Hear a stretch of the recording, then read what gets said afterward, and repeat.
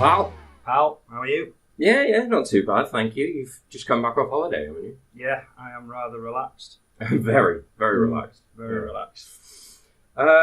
So this is episode... What? Oh, it's been so long. We've been so rubbish at doing these. So I think it's episode 3. We had Damien Hill, episode 1.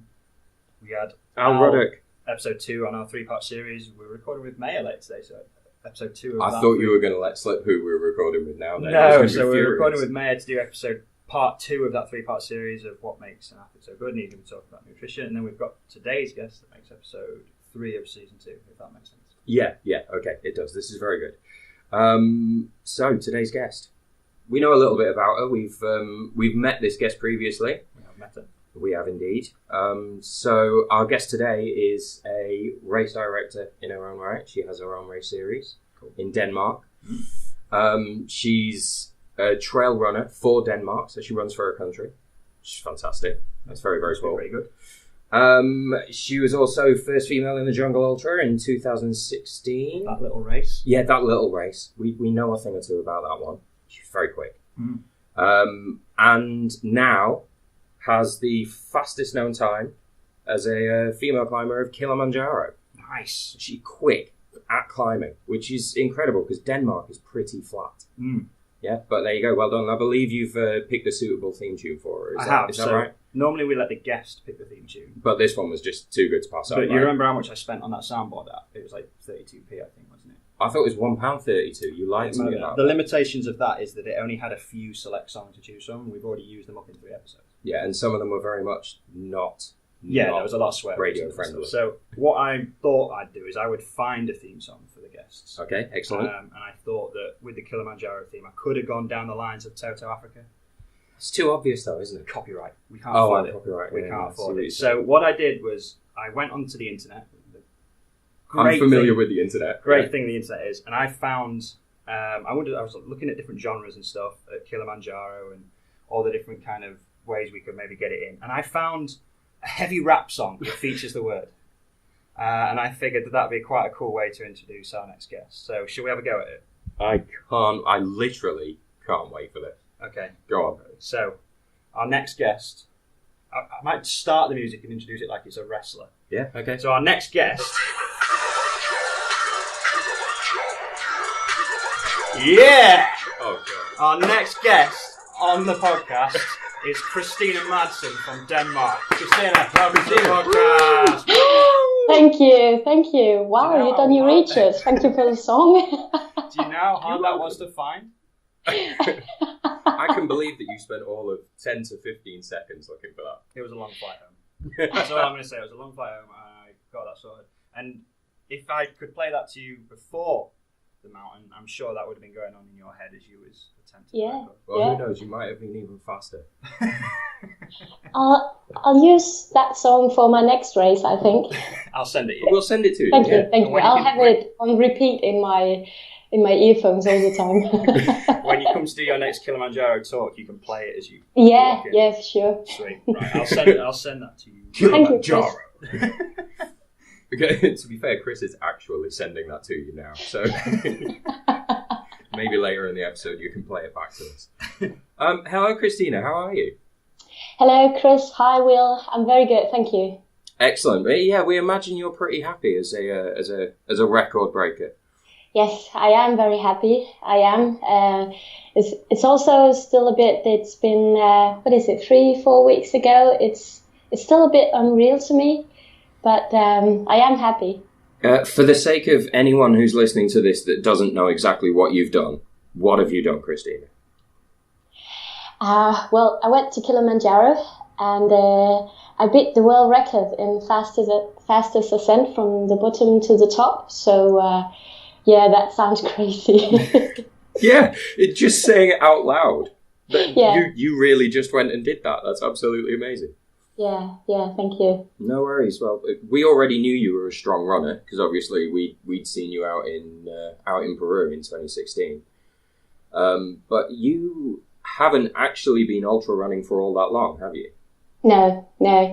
I did my first half marathon 11 years ago, and that was extreme for me back then to run 21 kilometers. That was very tough, but I just fell in love with, you know, the physical challenge, but also the mental challenge. So I knew that this running thing was something that I had to explore more. So I did. Yeah, I did a lot of half marathons and flat marathons in the beginning, and then I got into trail running and ultra running. Was that 4 years ago? So I haven't been a trail runner or ultra runner for such a long time. No, not at all. Wasn't. I think the jungle was your first multi-stage, wasn't it? It was, yes. And that went quite well.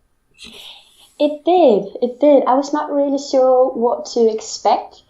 I was a bit nervous, I admit that, and and very excited. I wanted to take all the experience in the nature, and it was a bit scary as well.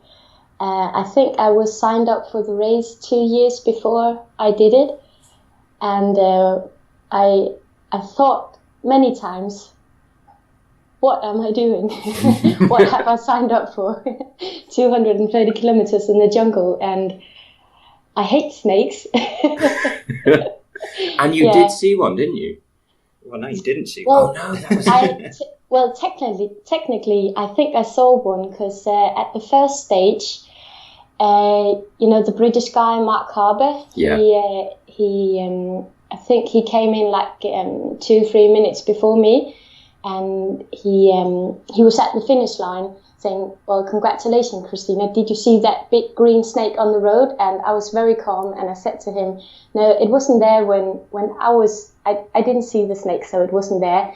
And I think 4 minutes after, Michelle Bowen, she came to the finish line, and she said, did you see that big green snake? I remember that moment. I remember your face. Like, yes, I was dropped.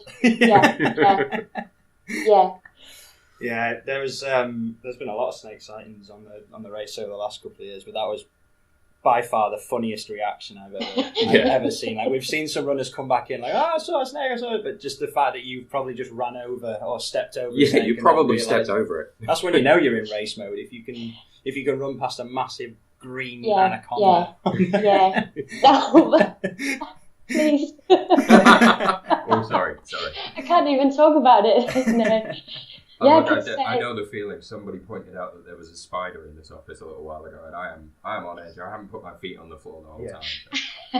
And that's we're in a university in Sheffield, not in the Amazon. Stop looking around for it. You're not helping me at all. I have to be sedated to go into the jungle. But what was obviously you said you had 2 years of being on the 2 years of waiting to do the race after signing up. What was your training like prior to that? I guess you did some races in the build up and stuff. What did your training look like?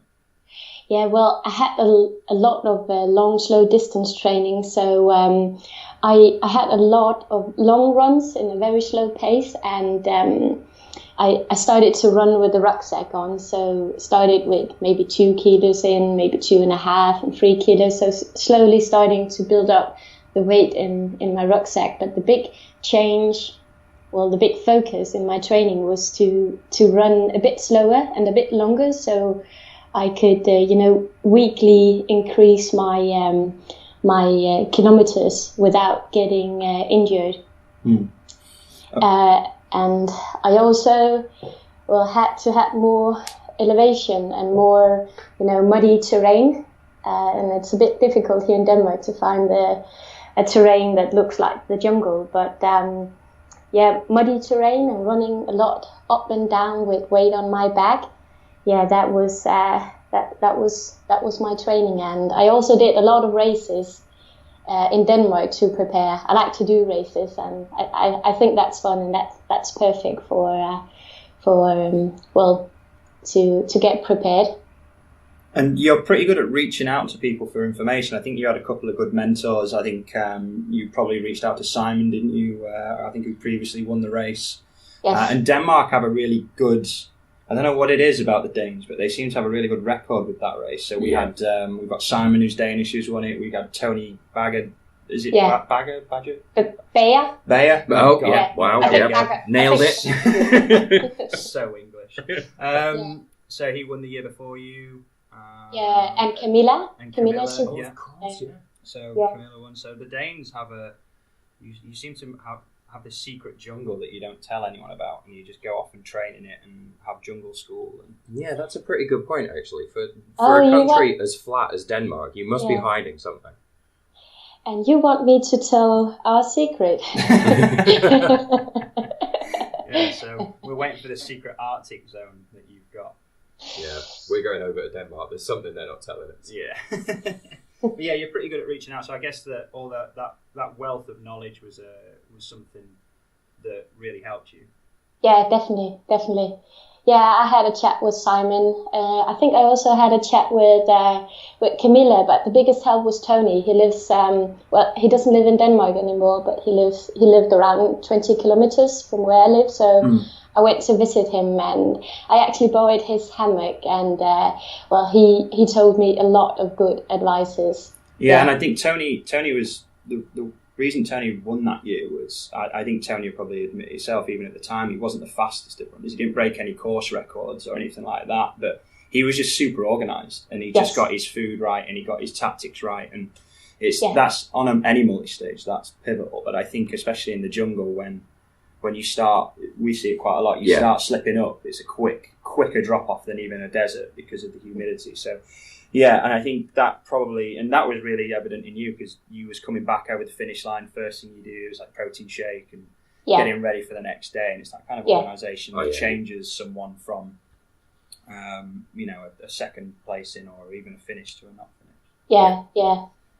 Cool. Yeah, I think me and Tony thinks, we think the same about being structured and organised. I try to leave as little things to, how do you say that, a coincidence. So the thing I can do and plan from back home, I do it. So protein shakes, how to set up your hammocks, your hammock and stuff like that. Yeah, to be prepared on what you can prepare, if that makes sense. Yeah, and I think that's what we always try and promote as much as possible, is for people that are doing the race this year, for example, to reach out to people and ask for the help. Yeah, absolutely. Learn how to practice all those little things of like learning how to put your hammock up. Pivotal, because you're going to be tired and you're just going to want to get to sleep, and it's a different ball game when you're tired than in your back garden. So it needs to be almost like second nature to you, doesn't it, to be able to put that thing up? And, because you can't go and train in the jungle. Apart from the secret jungle they're hiding somewhere in Denmark, you can't train in that environment without going there. So you have to speak to the people who've been there. I won't tell you about it. Yeah. Now that sounded to me like an admission that there is one there.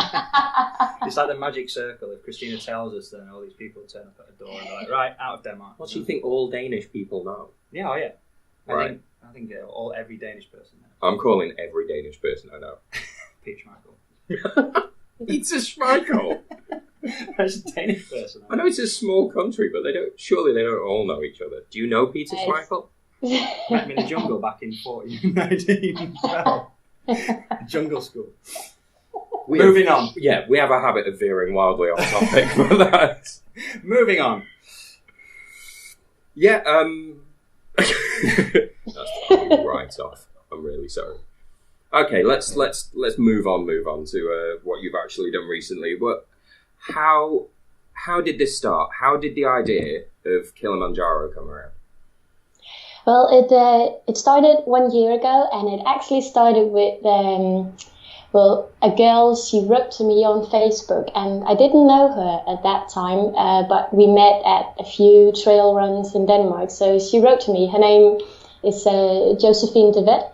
And she wrote to me, me and my two friends are planning to go to Kilimanjaro to make a bit fast ascent, a bit faster than just trekking up. And they wanted another girl to join them. And I read her message, and I was thinking about it for a few days and checked online how fast can you do it. And I saw the world record at that time. It was held by a German trail runner, Anne-Marie Flammerstedt, and it was 8 hours and 32 minutes. So I wrote back to Josephine, yeah, I'll come, but only if we beat the world record. Wow. As you do. Yeah, because climbing Kilimanjaro isn't a big enough achievement. No. Yeah, I'll come, but only if we go for the world record. Yeah. I was a bit shocked when I pushed enter. And did she say yes straight away? I think she also took a few days. And then she wrote back, yeah, why not? Let's do it. So, and then we tried to find a travel agency here in Denmark to help us planning and organizing, and the two boys. And it was actually the boys' idea, and they got Josephine on it, but they went for another travel agency, and me and Josephine went with an agency called Topaz Travel, and they have they do tours to Kilimanjaro all the time, so they knew which people we had to get into contact with, so they helped us organizing it from back home. Yeah, and then I just started training. Me and Josephine started training, and it's kind of hard to be a mountain runner here in Denmark because, as you mentioned, it's all flat. Yeah. I think, how high is the tallest peak in Denmark?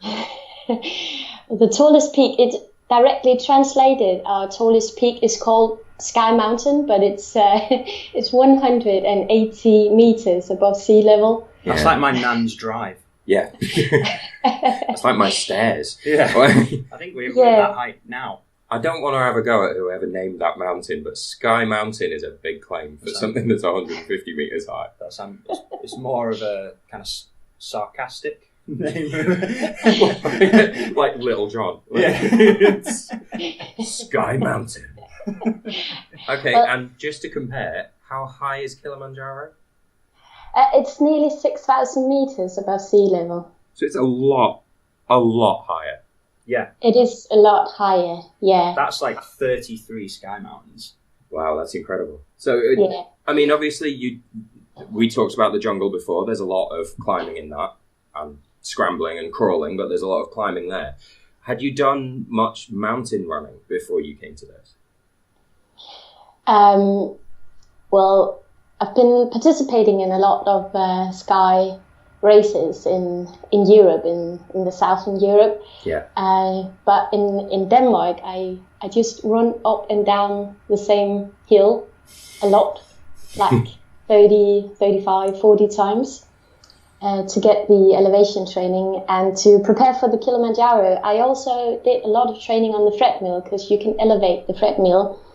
And that's like the only way to run up all the time. That's the only way to do it in Denmark. And it is a bit it can get a bit boring to do 2, 3, 4 hours on the treadmill, but it in a weird way it kind of makes sense in my head because I was preparing for the Kilimanjaro, and I have analyzed the elevation profile, so I try to do that on the treadmill. So that was how I trained for Kili. And I think it's one of those things that when you look at the statistics of the record attempts, so you look at Kilimanjaro, you think, okay, that's a lot of climb, but it's not a lot of distance. And it seems, and you probably went through this as well, Kristina. You saw you started researching the distance that you had to travel, and you think, well, I could do that in 7 or 8, and you start breaking it down into manageable chunks. And then when you get there, you realise that climbing 1,000 meters over a mile at altitude is extremely hard. Yeah. And that all of I suppose, obviously what you did was perfect because you broke the world record, but it's kind of surprising how much it's so tough to run. Yeah. At that kind of altitude, at that hill. It's all about kind of like running at the bit that you can at the lower altitudes and then just sticking to a pace and keeping it to get higher. And you just can't replicate that without being on the mountain. No. No matter where you are, unless you live in the Andes or something like that, you just can't do it, can you? So yeah, it's incredible. And I think Did you go through that kind of process when you went to do the recce? Because obviously I'm guessing you turned up to the mountain early to acclimatise, right? Yeah. I was surprised, especially reaching the last camp, Barafu, in, I think it's 4,700 meters, how big impact the thin air has on your body. Yeah. And you'd been at that altitude-ish before, obviously at the start line of our jungle, but you were only there for maybe like half a day. Or you're only running for at least a couple of kilometres before you descended. So Yeah, you can definitely feel it. And you can't really do anything about it. No. You just have to accept that your physical, what is it called, capability, is it called that? Yeah. Is not the same as in here in Denmark or anywhere else. Yeah, so you just have to accept it and take it a bit slower and feel your body. What can I do in this altitude? And is there any way you can prepare during your training for running with that little oxygen? You can. If you have an altitude tent, you can spend some time in there. But I think as I read online, you have to spend a lot of time. I think it's like 6 or 8 hours each day in the tent, slowly in more and more thin air. But you also need to, you need to spend a lot of time, and I didn't have the time to do that. So I went to Plan B, and the Plan B was to take the 7 days trek to the top, like a few days before the attempt, and luckily that was enough. Excellent. I'm gonna have to apologise a little for that spider's just reappeared. It's not funny.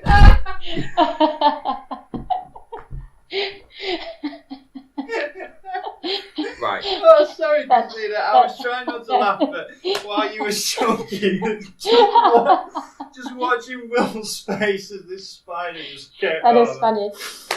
I'm really sorry, Kristina. That is funny. There it is. There he is. Oh, yeah, he's a big guy. Okay, I'm over that. Okay, so, yes, the oxygen tent. You went for Plan B, which was the acclimatization climb. Yeah. How did that go for you? I mean, because that must be nerve-wracking as well. If that acclimatization climb goes badly, that's got to make you more worried about the actual attempt. So how did that go? Well, to answer your question, yes and no, because back home I also have been thinking a lot. What if the trek? What if I get ill on the trek and get the high altitude sickness on the trek? So I was, mentally preparing for if I went ill on the trek, it didn't have to. It didn't. How can I explain that? So I can be ill on the trek, but still get a bit of acclimatizing, still get used to the thin air, and I could have a good record attempt even though I was ill in the beginning. So I tried to prepare for that, but luckily I felt really, really good on the trek.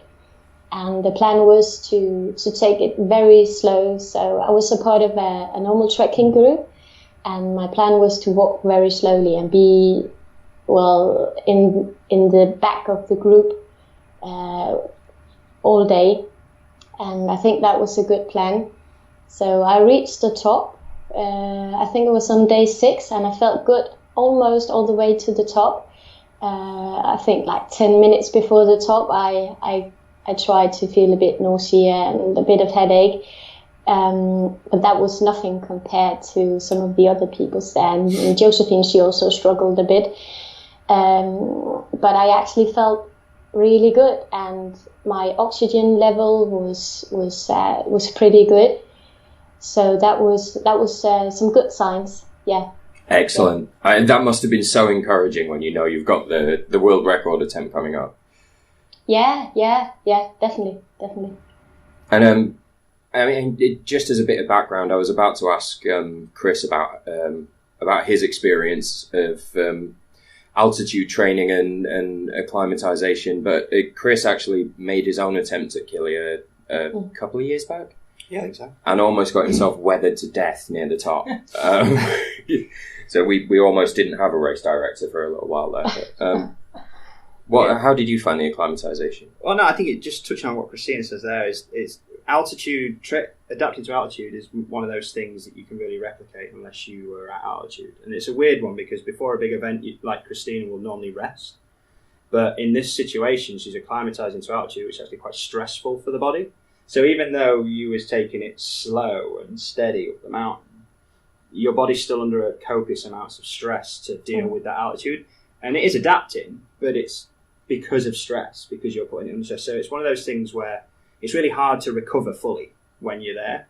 I suppose you were probably like quite anxious as well because you wanted to get it done and all that worrying and looking at what if. And there's no two ways about it. What Kristina did is dangerous. You know, you're going up at that kind of altitude really quickly. You're liable for cerebral edemas, pulmonary edemas, and they're not things that can injure you. They're things that can kill you, and they happen really quickly. So I think Kristina's plan was excellent. You know, she'd spent a long time acclimatizing to the mountain. She obviously had all of her back training was right, and then you just had I'm assuming you had a decent weather window, but was the weather good as well? Yes. Because that's another thing that can screw you up on a mountain. You know, you don't know what the weather's going to be like. So it's even how do you pack the kit ready for that, because you don't know if it's going to be warm or cold, or it's warm at the bottom and cold at the top. So yeah, it's all these things that are probably in the background that all of them added up that amounted to Kristina's success to do this. It takes a tremendous amount of organisation to pull off a feat like this, and you've done that exceptionally well. I mean, that must have been throughout that year of preparing for it. It must have been as much about that sort of planning and preparation as it was about the physical training. Yeah, definitely. Yeah, you have to sort out your team down there. We had some local guides helping us on the team, and Simon Gramstorp, who won the Jungle Ultra a few years back, he also went with us, and he was with me all the way, telling me, the time schedule and motivating me, and so to gather the team and to get everything organized, that takes time, but that's also really fun to do. I like that. Yeah, excellent. Yeah. Okay, and it was two of you that were going to make the attempt, wasn't it? Mm-hmm. So yeah. What happened to Josephine? Well, we were together the first 2 hours to the first camp, Mweka camp, and I was sort of setting the pace in front, and she was right behind me. And at Mweka camp, I was very quick getting my new water and the energy, and I think it took around 30 seconds or so, and she just took a little longer time, 3-4 minutes. So that was, she was a little behind. And after Mweka camp, the elevation really starts. You have to scramble a bit, so you have to use your hands different on your way up. And 45 minutes after, I was at Millennium Camp, and I think Josephine, she was there like 10 minutes after, and I felt really, really good. I also think Josephine felt good.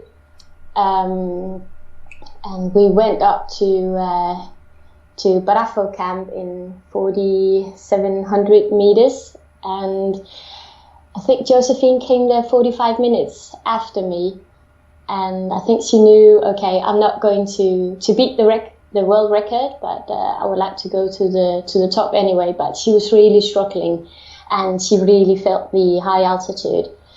And I met her just a few hundred meters below Stellar Point, and she was so affected by the high altitude. I remember meeting her, and she was with her guide. I was with Simon and another guide, and I took off her sunglasses, and her eyes were just looking different places, and she could not look me straight in the eyes. And I talked with Simon and the local guides, and we decided for her that she was not going to the top. So she really she really wanted to go to Stella Point, and the two guides helped her up there, and I waited just a few hundred meters below Stella Point because I wanted to follow her down. She was really struggling. She was a good decision, and she also said she was very sad, but after she said to us that it was very good. We kind of took the decision for her. Yeah, and that's the thing when you're.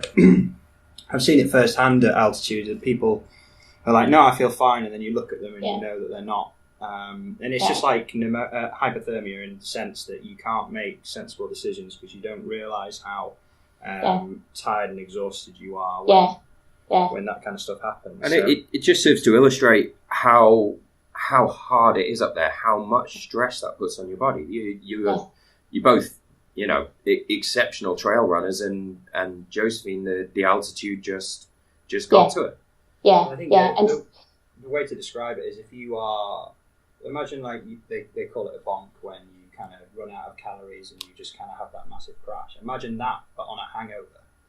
You know what I mean? Like that's what it is. When you're at altitude, the only way to describe it is like you've got a hangover. When you wake up after a heavy night and you're still a little bit drunk and hungover, that's exactly what it feels like. Now imagine doing a 50-mile trail run with that feeling and then running out of calories and add that on top. And that's the only way to describe it. It's an awful, awful feeling. Yeah, I think it's a good way to describe it, And you can't...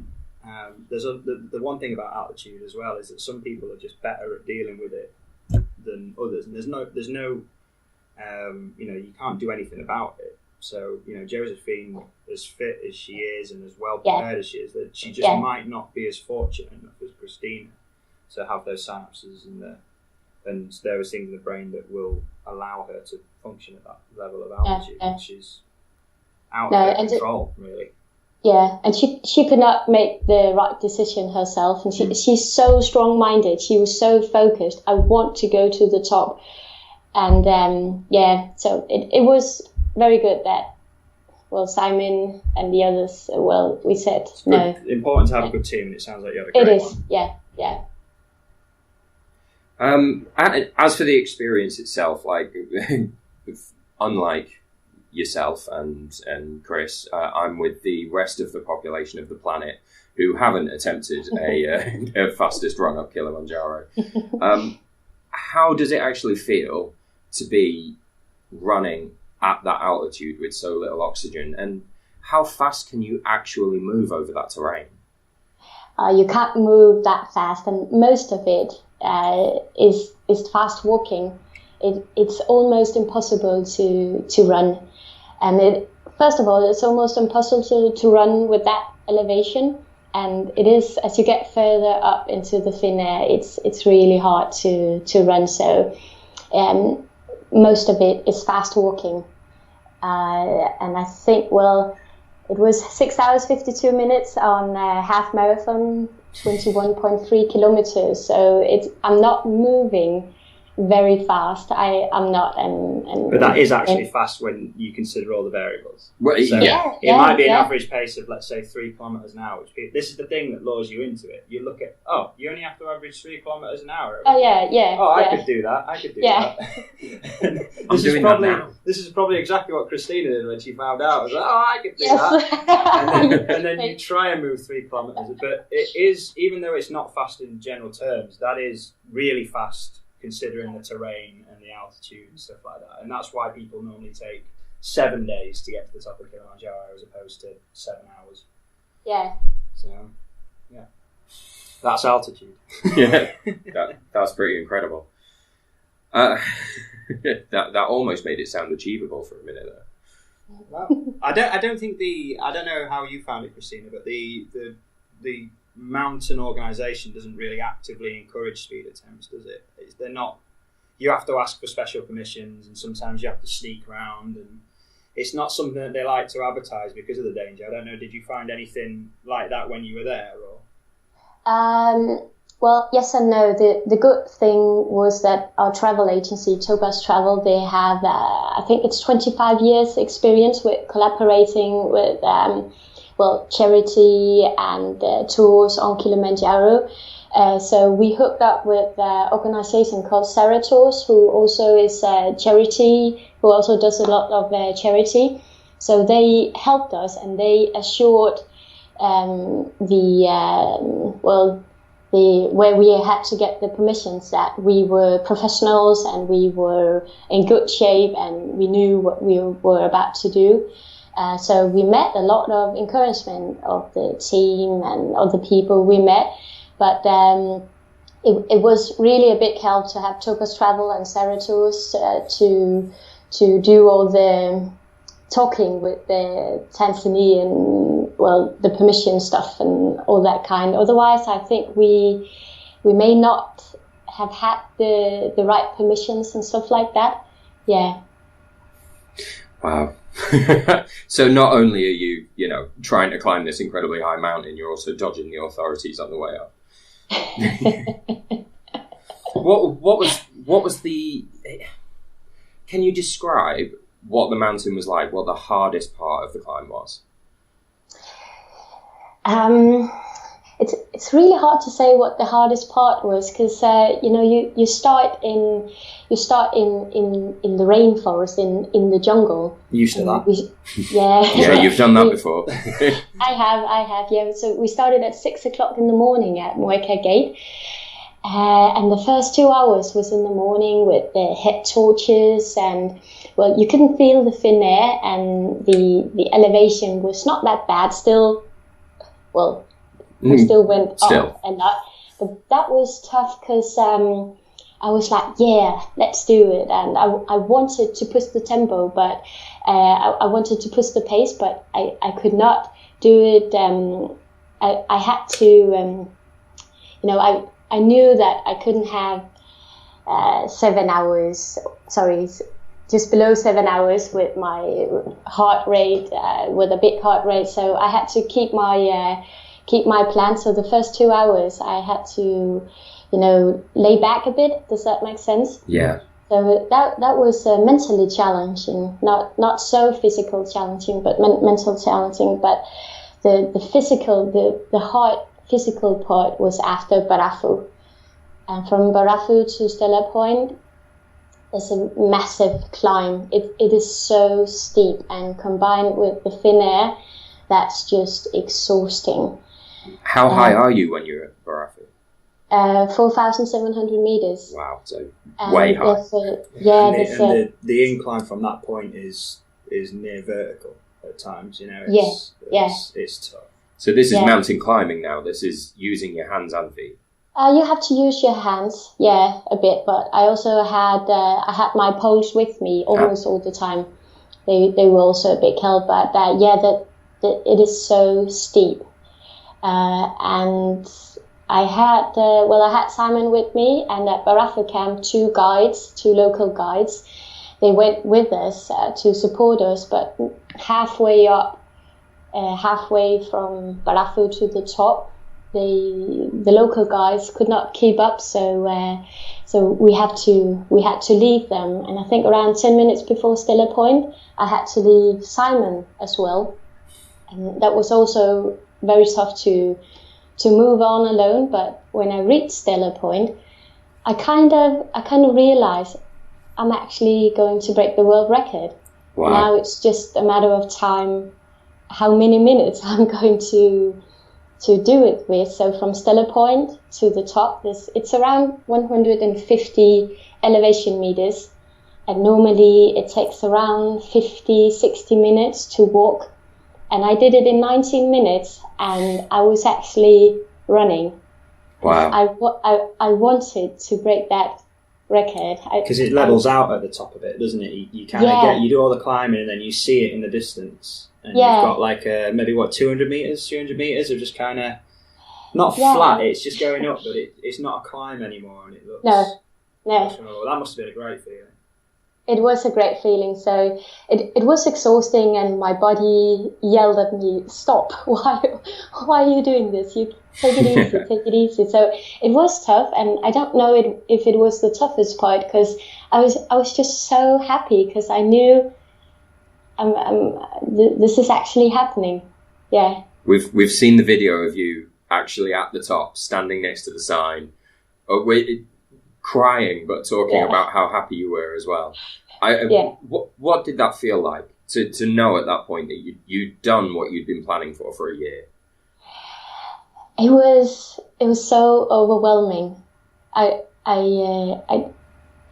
couldn't realize, okay, this is going to happen. All the preparation, a lot of time, all the training, all the hard training. It's actually going to happen. So normally I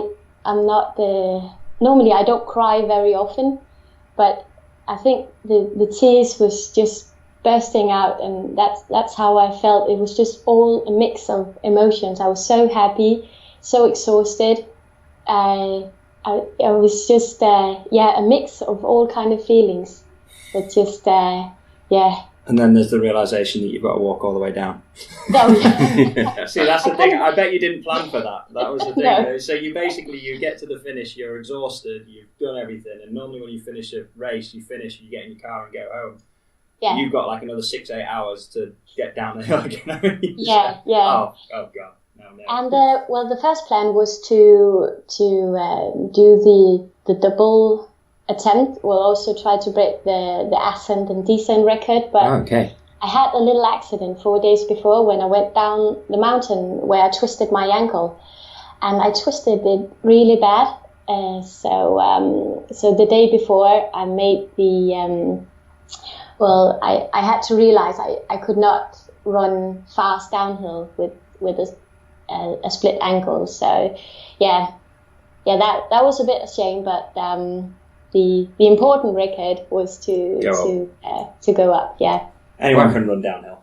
Yeah, it's just falling with style, isn't it? Yeah, that's it. I think I stole that from Toy Story, actually. Sorry. So we're now adding into that you did your fastest climb of Kilimanjaro with your ankle screwed up. That must have scared you when you went over the ankle. Yes. I was so mad at myself. Really mad, because it was my own fault. The plan was to go down easy on Kilimanjaro, taking it easy and be careful. And I was running so fast because it was so much fun to just, just to let go. So that was funny for like 3-4 hours, and then I twisted my ankle, and I was so mad at myself. Yeah, that was shit. Yes, we got So you got the S word there. Just for the people that are listening at home, we said to Kristina that she could swear in this, and we don't bleep them out. And we were sat waiting for it to happen. Snuck it in before the end of the interview. It's great. Well, you've been sat waiting for that. I've mainly been staring at the spider that's still doing laps of this office while we're conversing. Yeah, it's absolutely fantastic. Anyway, to go back to the mountain for a moment. Do you have any time during that kind of event to really take in where you are? I mean, you have to be fixed on the numbers. You know, is my heart rate in the right place? How high am I? How fast am I moving? You know, there's so much to analyze there. Do you really get a chance to take in that you're in this beautiful place as well? Yeah, definitely. So when everything goes according to the plan, that the time schedule, the pace, the heart rate, I can also take time to enjoy the nature and to look at Kilimanjaro, the top of Kilimanjaro, getting closer. There's snow on the top. You can see the glacier. That's incredible, and that also motivates me to keep on going, because the nature is so amazing. It's so amazing, and that's also the thing I like to travel around the world, to do these races, that you sort of meet these total different environments, and and wherever you go, you're a guest in nature. This is where the nature has the what do you call that in English? The nature controls this place. The human does not decide what to happen. That was also in the jungle. You were guest in the jungle. All the humans were guest in the jungle, and the nature owned it. I don't know if that's the right thing to say. Yeah, it is. Yeah. Yeah, and I feel the very nature decides. That's the. Yeah, that's right. And I feel very grateful to experience that, and that's a very special feeling that I like very much. So definitely, I can enjoy nature even though I'm racing or trying to break the world record. I think that's very, very important to me. Excellent. Well, world record holder Kristina. What's next? Is there another fastest known time or anything in your future, do you think? There might be. I haven't planned anything yet. I'm waiting for someone to write me on Facebook. Well, excellent. If anybody listening to this show has a brilliant idea for something else ridiculous that Kristina can do, then drop us a line. Yeah. Well, Friday I'm going to Fiji. To do the Lost Island next week, so I'm kind of excited about that. And hopefully I'm going back to one of the Beyond the Ultimates races this year. Oh yeah. Mm-hmm. Oh, funny you should mention that. The invite is obviously still there. So the Desert Ultra. Well, yeah. In fact, we're talking like this isn't necessarily something that's going to happen. We found an interview with you in the last couple of weeks where you said that you were going out to the Desert Ultra for another win. Oh, big drop. Big drop. Where's your theme tune? With Kilimanjaro. Yeah, I'll need to find a desert one for you. Yeah. Interesting race. Another new terrain for you, is it? Have you done a hot race before? Sorry, Chris? Have you done a hot race before, or a desert race? I did the half marathon des Alpes last year on Fuerteventura, so that was 120k 4-day stage race. That was hot, but really fun. Yeah, really fun. So I would like to do a longer stage race in the desert. Yeah, I'm up for that. Well, it should be a good race. Should be a very good race. What do you mean it should be a good race? It is a good race. Well, yeah, of course. The amazing race, and I'm not saying that in a biased way, but there should be a good couple of competitors there that duking it out. It'd be exciting to follow. Excellent. We're going to bring a lot of Danes there. Yeah. We have a secret desert here in Denmark. We could just do our race in Denmark. We could do our whole race series in Denmark. Well, if we'd known that just over in Denmark there were all these environments hiding there, then why would we fly all the way to Namibia? Need a Danish passport. Yeah. Can you get us in to the secret desert or the secret mountain? No, sorry, I can't. It's a national secret. Yeah. Wow. Okay, fair enough. I thought we were friends, Kristina, but. Okay, well, best of luck in all your races coming up. I'm sure you'll do well. Thank you. And we'll probably speak over the next couple of months anyway, I should think. Yeah, I should think so. We've got a race to organise. And congratulations again. It's absolutely brilliant what you've done. And we were chatting earlier. Oh, God. Yeah! Is that the jingle? Sorry, I just felt like I had to bust it. God damn it, Chris. I was trying to be all professional. There was emotion in there. Well, that's it. That's it. I promise I won't do it again. You don't. Yeah! And that's the end of this week's episode of the Beyond the Ultimate podcast. Kristina Madsen, it's been an absolute pleasure to interview and talk to you as usual. Thanks for joining us on Everything Endurance. Chris will be back next week with another amazing theme tune, I imagine. Yeah, and you can find Kristina online. She is on social. You've got your own website and everything. You can find it quite easily. You actually have got a different Facebook name for your Kristina Extreme Running, is that right? Yeah. So that's the easiest way to find it, and you can follow her all over the place from there. And suggest some new records to break. Yes. Yeah. So if you've got any records that need breaking, just send Chris. She'll go take that stress off your hand by doing it. Thank you very much, Kristina. We'll speak to you soon. Thank you. Bye. Bye-bye.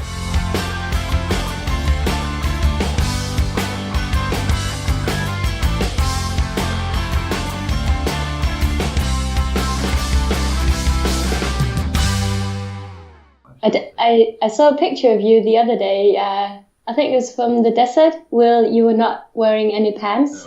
No.